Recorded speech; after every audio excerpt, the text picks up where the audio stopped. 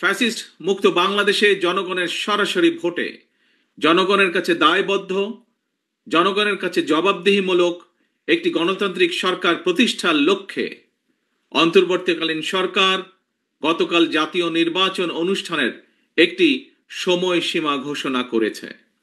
জনগণের অভিপ্রায় বাস্তবায়নের তাগিদে জুলাই সনদ ঘোষণা করা হয়েছে।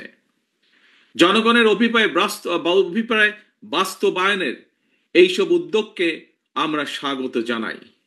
মানুষের গণতান্ত্রিক রাজনৈতিক অধিকার প্রতিষ্ঠার যাত্রাপথে বর্তমানে আমরা ইতিহাসের যে সন্ধিক্ষণ পার করছি, এই ঐতিহাসিক সময়টির জন্য দেশের গণতান্ত্রিকামী জনগণকে দীর্ঘ ১.৫ দশকেরও বেশি সময় ধরে অপেক্ষা করতে হয়েছে। উপস্থিত ভাই বোনেরা, ফ্যাসিবাদ বিরোধী দীর্ঘ সময়ে এই আন্দোলনে আমরা আমাদের হাজারো সহকর্মী সহযোদ্ধাকে হারিয়েছি।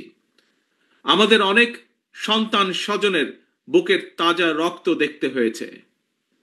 বঞ্চিত হয়েছেন বাবা মায়ের জানাজা থেকে অনেকে। সন্তানকে ধরে নিয়ে যাওয়া হয়েছে, স্ত্রীর সামনে থেকে স্বামীকে ধরে নিয়ে যাওয়া হয়েছে, সন্তানের সামনে থেকে পিতাকে ধরে নিয়ে যাওয়া হয়েছে।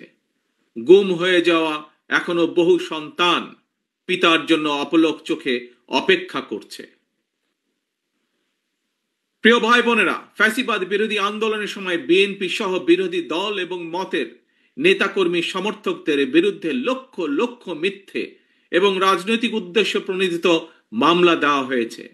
বিএনপির এমন নেতাও রয়েছেন যাদের বিরুদ্ধে শতাধিক 200-300 মামলাও রয়েছে, এমনকি 4 শতাধিক মামলা রয়েছে। গুম অপহরণের শিকার হয়েছেন বিএনপি সহ বিরোধী দলের শত শত রাজনৈতিক নেতা কর্মী। শুধুমাত্র 2024-এর গণ অভ্যুত্থানে 1,500-এরও বেশি মানুষকে হত্যা করা হয়েছে। খুনিদের বন্দুকের নল থেকে মায়ের কোলে থাকা 4 বছরের শিশুও রেহাই পায়নি। ক্ষমতালোভী ফ্যাসিস্টের কারণে আমাদের অনেক সাহসী সেনা কর্মকর্তাদের হত্যাযজ্ঞের শিকার হতে হয়েছে।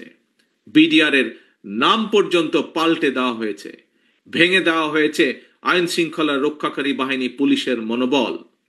প্রিয় দেশবাসী, পতিত পরাজিত পলাতক স্বৈরাচারের আমলে দেশে অন্ধকারের রাজত্ব কায়েম করা হয়েছিল। সুতরাং আমি বলবো, আজকের এই মিছিল অন্ধকার থেকে বেরিয়ে আলোর পথে যাত্রা।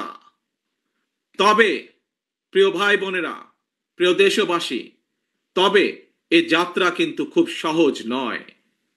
ফ্যাসিবাদ, উগ্রবাদ, চরমপন্থা যাতে আলোর পথে অন্ধকারের রেখা টেনে দিতে না পারে, এই ব্যাপারে গণতান্ত্রিকামী জনগণকে, গণতান্ত্রিকামী বাংলাদেশের প্রতিটি ভাই বোনকে আমি সদা সতর্ক থাকার আহ্বান জানাই।